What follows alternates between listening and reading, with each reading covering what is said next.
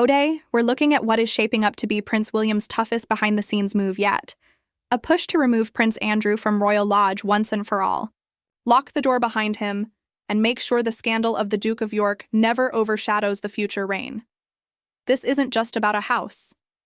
This is about succession management, cleaning the royal slate before William ever wears the crown. If you like this kind of deep royal breakdown, hit like, subscribe, and turn on the bell. It really helps. A future king who doesn't want old problems, Prince William, has made one thing very clear inside the palace. He is not going to inherit his father's unfinished problems. For years, Prince Andrew has sat in a 30-room mansion, Royal Lodge in Windsor, on a 75-year lease, barely paying rent, not doing royal duties, and constantly dragging the family back into the Jeffrey Epstein fallout. William's view is simple. We can't modernize the monarchy while Andrew is sitting in a grace and favor palace.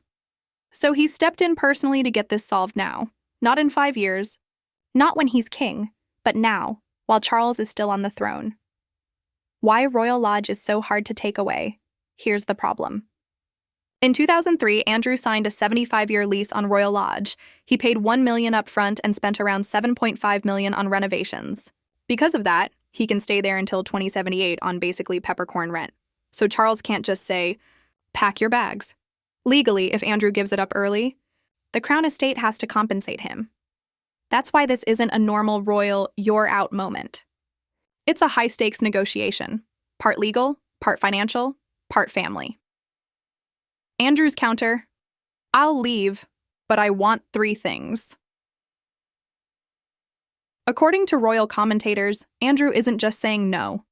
He's saying, I'll consider leaving if you meet my terms. His terms reportedly look like this. A multi-million-pound payout for ending the 75-year lease early protection for his daughters, Princess Beatrice and Princess Eugenie, so their royal work and patronages aren't damaged because of him. A settlement or recognition for Sarah Ferguson, because she lived there, helped keep it up, and would also be displaced. So Andrew is trying to turn a forced exit into a package deal.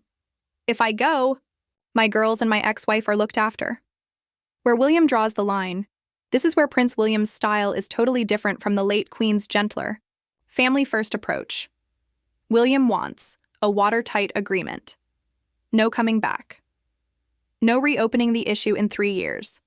No using Beatrice and Eugenie as a backdoor into royal life, as royal expert Ian Pelham Turner put it. William wants a deal Andrew cannot renege on. That means once Andrew leaves Royal Lodge, that's it. No return, no I've changed, no new role. Why? Because William has learned from the last 10 years. Half measures cause longer scandals. Why Beatrice and Eugenie are in the middle now. Here's the emotional part. Andrew knows his public role is over, so he's fighting for his daughters. He wants Beatrice and Eugenie to keep their charities, keep doing low-level royal events, not be punished for their parents' mistakes. And honestly, that's fair. The sisters haven't caused the scandals, but William has to be careful. Because if Beatrice and Eugenie stay visible, Andrew could try to use their visibility to inch back in. So William's plan looks like this. Let the girls stay adjacent to royal life, but make their roles defined, limited, and approved, and make it crystal clear. Andrew cannot operate through them. That's smart palace politics. The Fergie factor, and then there's Sarah Ferguson. For nearly 30 years, she and Andrew have lived this strange post-divorce life. Separate, but together, and is both anchored to Royal Lodge. She's lived there. She's helped pay for it. She's branded herself around being the Duchess of York. Now that Andrew is being pushed out, she would lose that base too. That's why Andrew is reportedly insisting on a settlement that includes her. Not because they're remarried, but because she's part of the Royal Lodge story. William knows dumping. Fergie with nothing would look cruel, especially after her health issues, and so his team has to get Andrew out without creating new bad headlines. What William wants to prevent. This whole thing isn't really about money. It's about control. William wants to make sure that once Andrew leaves Royal Lodge, he can't set up new shady business deals from inside Windsor. He can't say, I'm still living on royal land, so I'm still royal. He can't slowly rehabilitate himself while the monarchy is trying to slim down. This is reputation risk management. William is basically saying, the era of protecting problematic royals because they're family, it's over in my reign. Why the palace might still pay him so? If they dislike what Andrew's done, why pay him at all? Because it's cheaper in the long run. A one-time, large private payout to get rid of a permanent PR problem is better than 15 more years of headlines like, disgraced prince still in 30-room mansion. Public paying for Andrew's home. King can't control brother. So the palace sees this not as a reward, but as a cleanup cost.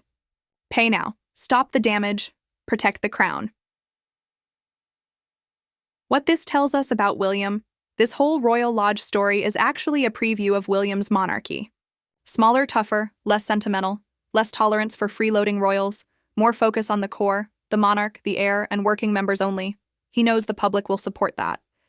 People don't want to see non-working royals in mansions while everyone else is struggling, so he's acting now, while he still has the Prince of Wales buffer to remove the problem before he's king. That's smart. That's strategic. And yes, it's ruthless, where it likely lands. So what's the most realistic outcome? Andrew agrees to surrender the Royal Lodge lease. He gets a smaller property or a private arrangement funded by Charles, not taxpayers. Sarah Ferguson gets some form of support. Beatrice and Eugenie are spared and allowed to keep a light role. And Andrew signs a legally binding agreement that he will not pursue further royal privileges, moves, or public comebacks, and then the story ends. That's the part William wants most. Finality. Final word. So, is William being harsh? Yes. Is he being unnecessary? No. He's doing what the monarchy should have done when the Epstein story first exploded. Draw a line. This is the price of succession. Clear out the liabilities. Protect the crown and make sure the next generation isn't chained to old scandals. What do you think? Should Andrew get compensation for giving up the 75-year lease? Or should the palace just tell him, enough, no more royal perks? And troubling. Drop your thoughts in the comments. Like, subscribe, and I'll see you in the next Royal Deep Dive.